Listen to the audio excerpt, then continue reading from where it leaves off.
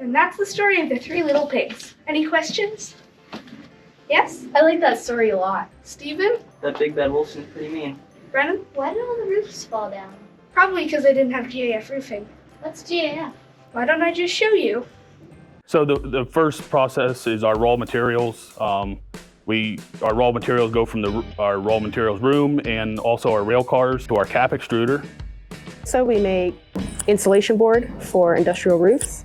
We make flat board, we make HD board, which is a specialized type of hail-proof insulation. Some of the machines up here on the production floor, we have things like the double belt, which is basically just a really, really, really, really big oven with two belts that move continuously and help push the iso board through and allows it to chemically react and expand.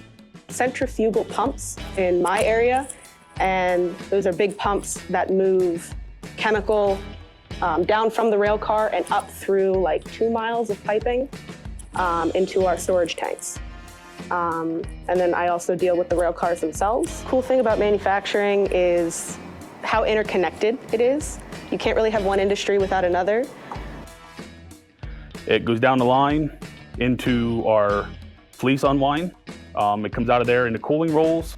Then we have an accumulator, then into the winder. Once it's off the winder, it gets going down the conveyor into our accumulator for the palletizer accumulator. Then it goes through our wrapper, and then it keeps going down the line to the palletizer. Once it's through there, it goes through and gets the edge trim, and then once the pallet's finished, it sends it out to be stickered and banded. That way it can be put on the trucks. And the operations manager for TPO myself. The operations for 2 different buildings and facilities here, and I basically maintain the daily in and out of the truck. Did you guys enjoy our trip to GAF? Yeah. Now we know why all their houses fell down. They didn't have GAF roofing.